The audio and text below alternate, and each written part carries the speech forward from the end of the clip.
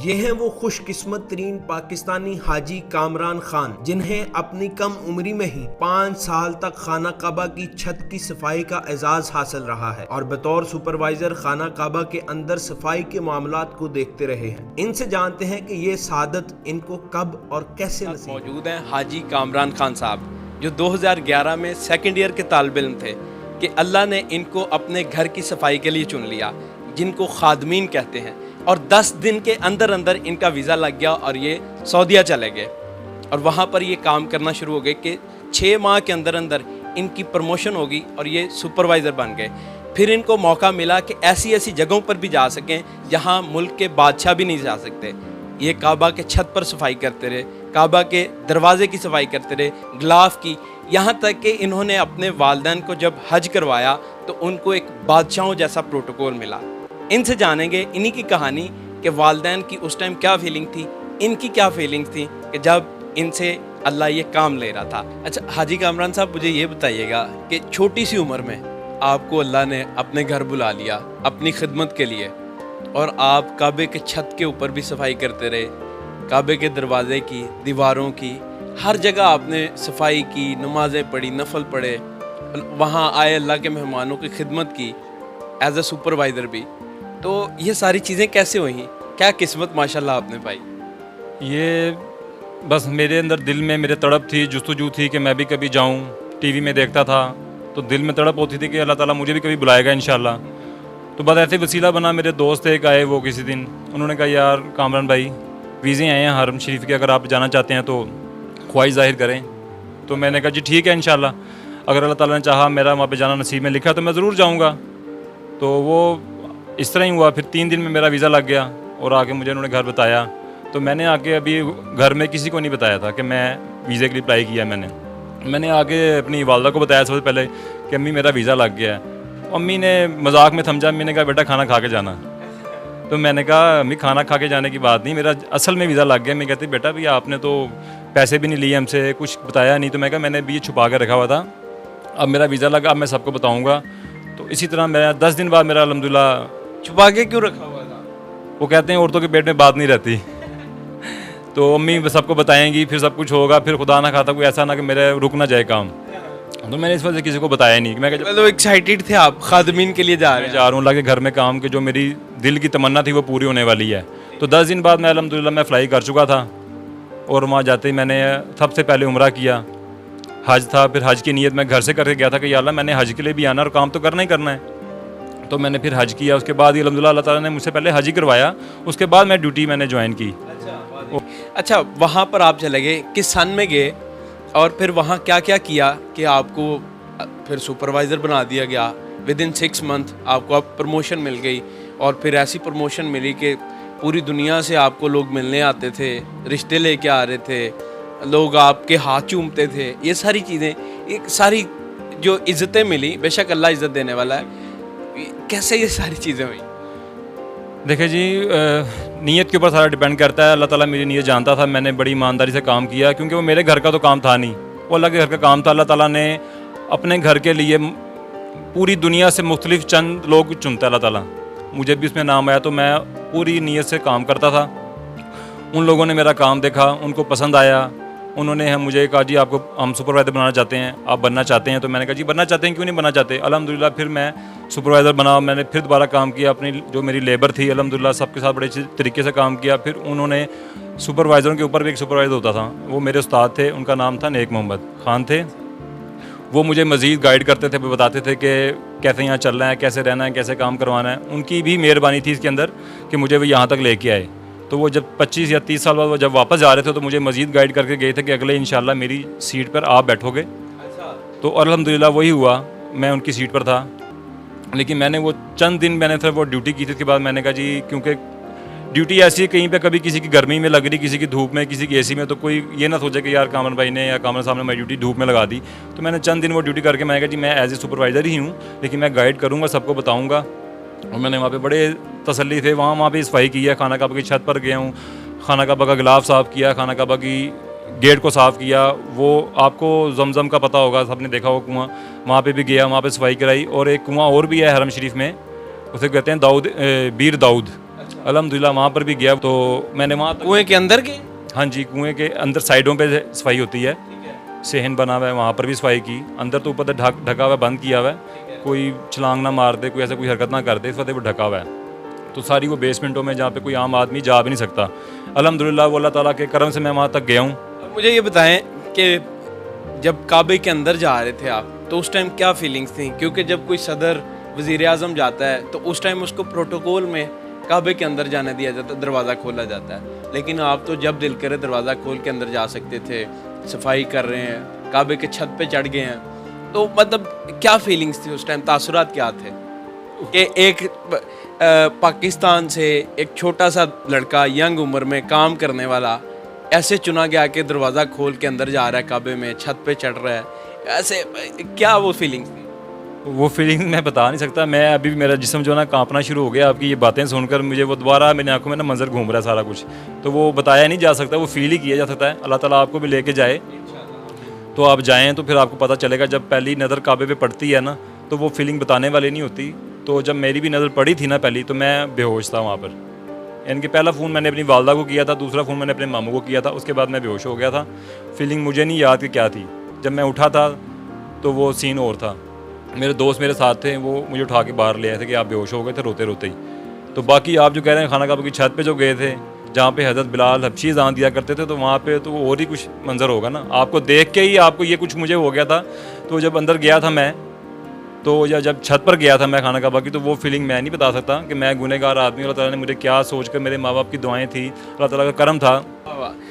तो कितनी दफ़ा आप काबा के छत पर चढ़े हैं और सफाई की है वहाँ पर, फिर काबा के अंदर गए हैं, वो जो सहन है, फिर जो चारद्वारी की होती है उसके अंदर भी आप नमाज़ पढ़ते रहे, ये जहाँ आम बंदा जा ही नहीं सकता। तो ये वो ऐसे होता है कि हमारी ना ड्यूटियाँ लगती हैं। यानी कि मैं सुपरविज़न कर रहा था, तो मुझे मेरे दोस्त अहबाब होते हैं जो मेरे शागिर्द काम कर रहे होते हैं, वो कहते हैं कि उस्ताद जी या सर जी हमने वहाँ जाना है, हमें भेज दें। तो कभी मैं उनको भेजता था, कभी मैं खुद, क्योंकि सबको मौका मिलना चाहिए ना। तो मैं माशाल्लाह 2 दफ़ा जा चुका हूँ खाना काबा की छत पर, मैं भी 3 दफ़ा शायद, यानी कि सफाई की है मैंने जाके। और खाना काबा के तरफ अंदर 1 दफ़ा गया हूँ, वो भी मैंने सफाई नहीं की थी, वो मैं सिर्फ सामान अंदर रखने के लिए गया था, उसके बाद मैं वापस आ गया था। छत की, गिलाफ की, हतीम की बेशुमार दफ़ा सफाई की है। वज़ू मकाम इब्राहिम के अंदर भी गए हैं आप या नहीं? वो जो पिंजरा सा इसके अंदर जाने की इतनी जगह नहीं है, वो बाहर से बस नज़र आता है, उसके ऊपर से आप देख के उसकी सफाई करते हैं। वो छोटा सा है, वो बड़ा नहीं, इसमें नहीं जा सकते। बाकी हतीम के अंदर गया हूँ, छत पर गया हूँ, खाना काबा के अंदर गया हूँ। हिजर अस्वद जो यानी कि रोज़े क़यामत वाले दिन आपकी गवाही देगा कि ये आदमी मेरे सामने आया था, इसने मुझे सलाम किया था, हाथ लाया था, उसको कई दफ़ा साफ़ किया मैंने अल्हम्दुलिल्लाह। लोग तरसते हैं बोसा करने के लिए, लेकिन अल्लाह ताला ने मुझे भरपूर मौके दिए कि मैं आराम से अकेला होकर मैंने बोसा किया है, उसकी सफाई भी की है। तो ये बस माँ बाप की दुआएं और अल्लाह का करम है।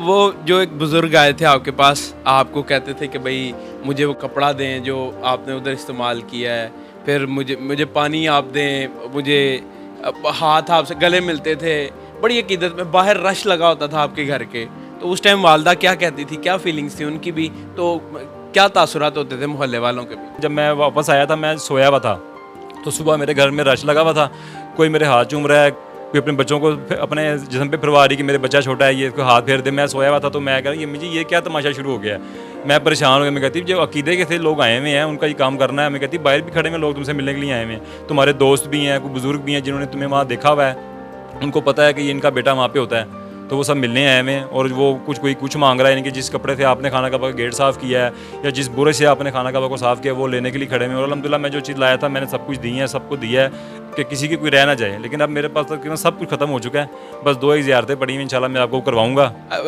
मैं आपको ज़ियारतें करवाने से पहले एक चीज़ ये जानना चाहूँगा कि जब आपकी वालिदैन हज के लिए गए तो किस अंदाज में उन्होंने हज किया? जो आपने बताया कि बादशाहों की तरह हज उन्होंने किया था, उस टाइम उनकी क्या फीलिंग्स थी? क्योंकि सबसे बड़ी नेमत वही होती है कि भाई अपने वालिदैन को हज करवा देना।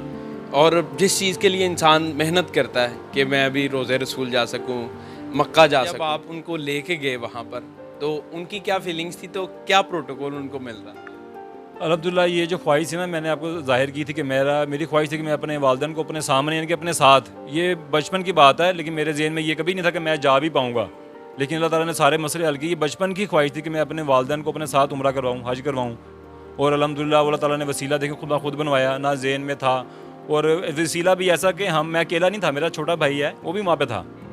तो मैं सिर्फ खड़ा हुआ था, छोटा भाई अम्मी के अब्बू के साथ घूम रहा था, सारे इबादतें पूरी कर रहे थे, खाना काबा का तवाफ़ कर रहे थे, सफा मरवा का तवाफ़ कर रहे थे। तो छोटा भाई साथ साथ घूम रहा था। तो सब जितने भी मेरी लेबर थी मेरे साथ जो काम करते थे सब देख रहे थे और वो सब पूछे थे कि कौन है। तो उन्होंने कहा जी हाजी साहब कामरान की अम्मी है ये। तो वो फिर मेरी माँ बाप जब मेरे अम्मी अब्बू जब देखते थे कि लोग जहाँ कदम मेरे अम्मी अब्बू रखते थे वहाँ लोग हाथ रखते थे कि जी ये हमारे उस्ताद जी की वालदैन है। तो उस टाइम वो जो फीलिंग मेरी पेरेंट्स की थी ना, वो उन्हीं को पता हो गया कि उनका सीना कितना चौड़ा हो गया कि हमारे अल्लाह ताला ने अपने घर में हमारे बेटे को कितनी इज्जत से नवाजा हुआ है। आपको अल्लाह ने आपके वालिदैन के लिए ठंडक बनाया, आंखों की, दिल की। और मुझे बड़ा खुशी हुई थी माशाल्लाह, स्पेशली जब आपसे मिला भी था और आपके साथ जब फ़ोन पे बात हुई थी तो मैं बड़ा ना ऐसे हो रहा था। जब मैंने आपकी तस्वीर देखी मैं ना बड़ा इजी बैठ के ना तस्वीरें देख रहा था कि जो आपने सेंड की गई, ठीक है ये भी काम कर रहे हैं। जब मैंने वो देखी ना आप छत पर चढ़ के वो फ़ोन सुन रहे हैं, तो मैं ऐसे एकदम टेक हटा के तो देख रहा था। मतलब मेरे पे खौफ तारी हो गया एक, यार क्या अल्लाह ने नवाजा है आपको। आपको ऑफर्स भी आती थी पाकिस्तान से कि भाई मस्जिद यहाँ वाली आप देख लें, ये देख लें। फैसल मस्जिद का आपको ऑफ़र आया, वो क्या था, थोड़ा वो भी बताइएगा। वो ऐसे था कि मैं इनके काम सफाई खाना काबा की करवा कर पूरी हरम शरीफ की, तो मैं अपने लेबर के साथ ना नाश्ता कर रहे थे हम लोग ना। तो एक दोस्त थे यानी कि हाजी साहब आते हैं वहाँ पे, सब एक जैसे सबके कपड़े हैं, सबकी शक्लें एक हैं, टिंड हुई हुई यानी कि उम्रा किया हुआ है। तो कोई अमीर गरीब का वहाँ पे नहीं रह जाता मेरे ख्याल से। तो वो भी बैठे एक साहब बैठे हुए थे, तो कुरान मजीद पढ़ रहे थे और मुझे देख रहे थे बार बार। तो अल्हम्दुलिल्लाह वहाँ पे काफ़ी लोग आते थे जिनको मैं मिल जाता था खुद ही, जो खाना पूछ लेना किसी को। तो उनको भी मैंने इस तरह ही रूटीन के मुताबिक पूछा कि सर अगर आपने खाना खाना है तो आ जाएँ, आप देख रहे हैं। तो उन्होंने कहा जी खाना नहीं खाना मैंने, हाजी साहब मैं सिर्फ आपको देख रहा हूँ कि आप खाना कैसे खिला रहे हैं अपनी लेबर को, भाई इसको देख के मुझे मज़ा आ रहा है। तो फिर मैंने उन्हें कहा कि चलिए ठीक है, मैं नाश्ता करवा के या करके फिर आपके पास आके बात करता हूँ, फिर आपसे बैठता हूँ। फिर मैं उनके पास आया तो उन्होंने मुझसे ना ख्वाहिश जाहिर की। तो मैं कहा जी हुक्म करे, अगर मैं कर सका तो पूरी करूँगा। तो उन्होंने कहा जी मैं ना इस्लामाबाद में जो मस्जिद है ना फैसल मस्जिद, वहाँ पे आपको ये ऑफ़र करता हूँ कि आप ये आके संभालें फैसल मस्जिद। तो एक दफ़ा तो मैं चुप हो गया कि मैंने कहा यार ये क्या मेरे से बात कर रहे हैं। लेकिन फिर मैंने उनको कहा कि देखें ये है हरम शरीफ, ये है हेड ऑफिस, वो भी अलग घर है, ये भी अलग घर है, लेकिन हेड ऑफिस छोड़ के मैं छोटी ब्रांच में नहीं आ सकता। उससे क्या मजे का, उससे बेहतर मैं घर जाऊँगा, उसके बाद मैं सोचूंगा। फिर आप नहीं गए उस जगह पे? मैं नहीं गया। फिर बात है परदेश ही काटना था, तो फिर वही जगह ठीक थी। तो अभी आप पाकिस्तान में आ गए हैं, और कितनी देर टोटल आपने वहाँ काम किया? मैंने अल्हम्दुलिल्लाह वहाँ पे काम किया है 5 साल अल्हम्दुलिल्लाह। 5 साल में इतनी इज्जत। 2011 में गया था, 2016 या 17 के स्टार्ट में मैं वापस आ गया था। उसके बाद आके अपना काम फिर स्टार्ट किया। मैं ताला का करम है कि आप भी जब आए ना तो आपने मुझे कहा कि हाजी साहब आपने मुझे मेरे नाम से नहीं पुकारा। ये मेरे नाम के साथ जो जुड़ गया ना, ये मरते दम तक रहेगा, और ये मेरे लिए यही बहुत है। यानी कि जो मेरे 5 साल की मैंने वहाँ की है, मेरे लिए ये 5 साल की ये बहुत है। और मैंने अपने वालिदैन को उम्रा करवाया बड़ी इज़्ज़त के साथ। ये अल्लाह ताला का बड़ा करम है। बस क्या क्या था आपके पास? वैसे ये आपके पास ये भी है गिलाफ़े काबा, एक दफ़ा वैसे दिखा दें, लेकिन आपको मास्टर शॉट में भी दिखाते हैं। ये एक दफ़ा वैसे दिखाइएगा।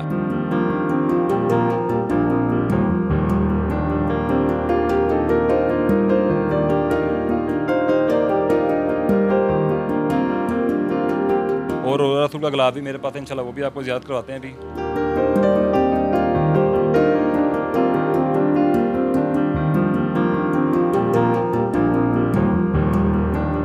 काइंड ऑफ यू, मुझे बड़ी खुशी हो रही है आपसे मिलके, और फ़ख्र महसूस कर रहा हूँ कि मैं एक ऐसे खादमीन के पास बैठा हुआ हूँ जिस पर अल्लाह का ख़ास करम था।